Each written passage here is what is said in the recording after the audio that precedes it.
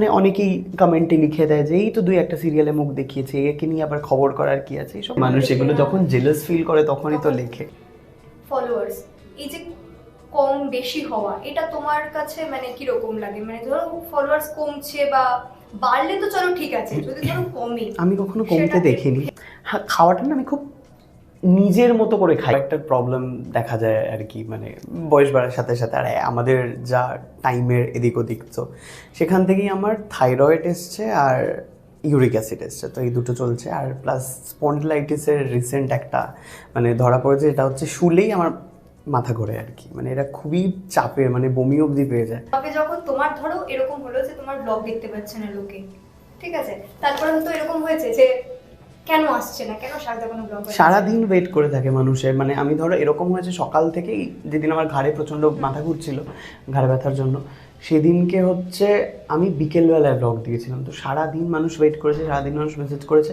ওই দিকে না ফোন দেখতে ইচ্ছে করছে না, ফোনটা দেখলেই মনে হচ্ছে সব কিছু অদ্ভুত লাগছে, তো ওই জন্য স্ক্রিন থেকে আমি দূরে ছিলাম, স্ক্রিন টাইমটা কমানোর জন্য।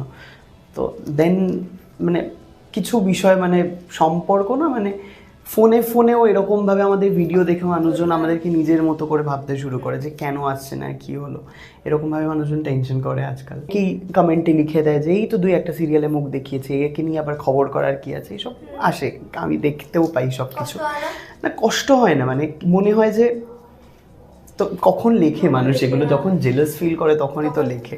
যে ব্লগ বানানোর সময় ফলোয়ার্স এই যে কম বেশি হওয়া, এটা তোমার কাছে মানে কি রকম লাগে? মানে ধরো ফলোয়ার্স কমছে বা বাড়লে তো চলো ঠিক আছে, যদি ধরো কমে। আমি কখনো কমতে দেখিনি, টাচউড।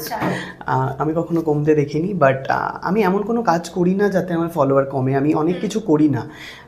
প্রচুর প্রমোশনস আসে, যেমন বেটিং অ্যাপসের প্রমোশন আসে, বা অনেক রকম অ্যাপ রয়েছে যেগুলোতে প্রমোট করলে মানুষ ইনফ্লুয়েন্স হয়ে তাদের জমানো টাকা ঢালতে পারে। আমি এগুলো থেকে একদম নিজেকে দূরে রাখি। প্রচুর টাকার হাতছানি কিন্তু চারিদিকে। তো আমায় কি করতে হবে সেটা আমাকে নিজেকে জাজ করে ওদের জায়গায় নিজেকে বসিয়ে দেখতে হবে যে আমি যদি এই জিনিসটা করি তাহলে বাকি মানুষের ওপর কি এফেক্টটা পড়তে পারে। তো আমি সেই জিনিসগুলো কখনোই করি না। আমি যেগুলো প্রোডাক্ট প্রমোশন করি সেগুলো আমি নিজে অ্যাপ্লাই করে তারপরে করি। তো আমি মানুষের খারাপ কখনো চাইনি। তো আমার মনে হয় না যে আমার ফলোয়ার এই জন্য কমতে পারে। আর যদি কখনো কমে, হ্যাঁ একটা খারাপ লাগা ডেফিনেটলি আসবে। ইনস্টাগ্রামে ফলোয়ার অনেক সময় অ্যাক্টিভ না থাকলে কমে যায়, তো সেটা খারাপ লাগা থাকে, কারণ ফলোয়ার্সটা অনেক কষ্ট করে অ্যাচিভ করতে হয়। ফেসবুক খুললেই শুধু তুমি আর তুমি, তো খাওয়ার ভিডিও দেখতে আমার মনে হয় সব থেকে বেশি মানুষ পছন্দ করে শাহরুখ খাচ্ছে। হ্যাঁ, খাওয়াটা না আমি খুব নিজের মতো করে খাই, মানে শুধু তো তাই নয়, বন্ধুদের বাড়ির ফ্রিজ খুলে কোথাও বিভিন্ন ফ্রিজটা না আমাকে জিনিস দেখতেই হয়। মানে আমি জানি না আমার এটা কি কিউরিসিটি, মানে লোকজন হয় না মানে জিজ্ঞেস করে তোর কাছে কত ব্যাংক ব্যালেন্স আছে, কত ভরি গয়না বানালি। আমার যেটা কিউরিসিটি মেন লাগে যে লোকের ফ্রিজে কি আছে আমি এটা দেখতে চাই। মানে তুমি যদি আমাকে নিয়েও যাও তোমার বাড়িতে, ধরো এমনি ডাকলে শাহরুখ এসে খেতে, আমার না মানে আমার একটা টান চলে যায়, মানে টানে ফ্রিজটা আমাকে দিয়ে এটা খুলে দেখি ফ্রিজে কি আছে। মানে অনেকেই কমেন্টে লিখে দেয় যে এই তো দুই একটা সিরিয়ালে মুখ দেখিয়েছে, একে নিয়ে আবার খবর করার কি আছে। এইসব মানুষ এগুলো যখন জেলাস ফিল করে তখনই তো লেখে। ফলোয়ার্স এই যে কম বেশি হওয়া, এটা তোমার কাছে মানে কি রকম লাগে? মানে ধরো ফলোয়ার্স কমছে বা বাড়লে তো চলো ঠিক আছে, যদি ধরো কমে। আমি কখনো কমতে দেখিনি। হ্যাঁ, খাওয়াটা না আমি খুব নিজের মতো করে খাই। একটা প্রবলেম দেখা যায় আর কি, মানে বয়স বাড়ার সাথে সাথে আর আমাদের যা টাইমের এদিক ওদিক, তো সেখান থেকেই আমার থাইরয়েড এসছে আর ইউরিক অ্যাসিড এসছে, তো এই দুটো চলছে। আর প্লাস স্পন্ডিলাইটিসের রিসেন্ট একটা মানে ধরা পড়েছে, এটা হচ্ছে শুলেই আমার মাথা ঘোরে আর কি, মানে এটা খুবই চাপের, মানে বমি অবধি পেয়ে যায়। তবে যখন তোমার ধরো এরকম হলো যে তোমার ব্লগ দেখতে পাচ্ছে না লোকে, ঠিক আছে, তারপরে হয়তো এরকম হয়েছে যে কেন আসছে না, কেন সারাদিন কোনো ব্লগ সারাদিন ওয়েট করে থাকে মানুষের। মানে আমি ধরো এরকম হয়েছে সকাল থেকেই, যেদিন আমার ঘাড়ে প্রচণ্ড মাথা ঘুরছিল ঘাড়ে ব্যথার জন্য, সেদিনকে হচ্ছে আমি বিকেলবেলায় ব্লগ দিয়েছিলাম, তো সারাদিন মানুষ ওয়েট করেছে, সারাদিন মানুষ মেসেজ করেছে। ওই দিকে না ফোন দেখতে ইচ্ছে করছে না, ফোনটা দেখলেই মনে হচ্ছে সব কিছু অদ্ভুত লাগছে, তো ওই জন্য স্ক্রিন থেকে আমি দূরে ছিলাম, স্ক্রিন টাইমটা কমানোর জন্য।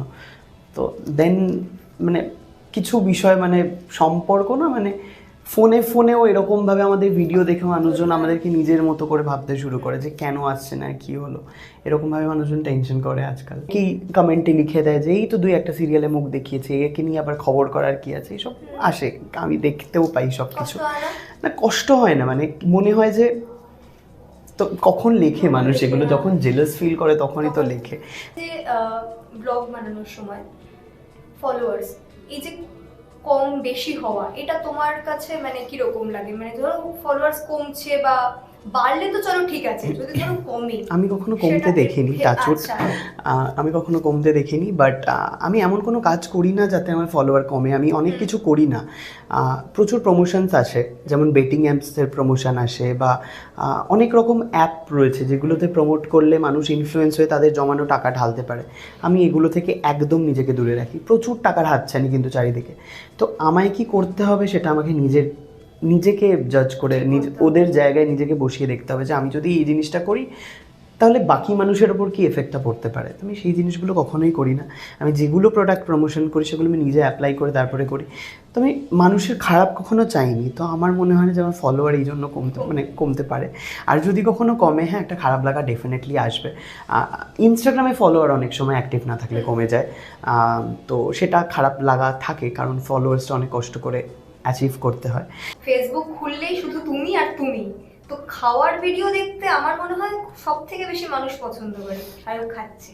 হ্যাঁ, খাওয়াটা না আমি খুব নিজের মতো করে খাই। মানে শুধু তো তাই নয়, বন্ধুদের বাড়ির ফ্রিজ খুলে কোথাও বিভিন্ন ফ্রিজটা না আমাকে জিনিস দেখতেই হয়। মানে আমি জানি না, আমার এটা কি কিউরিসিটি। মানে লোকজন হয় না, মানে জিজ্ঞেস করে তোর কাছে কত ব্যাংক ব্যালেন্স আছে, কত ভরি গয়না বানালি। আমার যেটা কিউরিসিটি মেন লাগে যে লোকের ফ্রিজে কি আছে আমি এটা দেখতে চাই। মানে তুমি যদি আমাকে নিয়েও যাও তোমার বাড়িতে, ধরো এমনি ডাকলে শাহরুখ এসে খেতে, আমার না মানে আমার একটা টান চলে যায়, মানে টানে ফ্রিজটা আমাকে দিয়ে এটা খুলে দেখি ফ্রিজে কি আছে।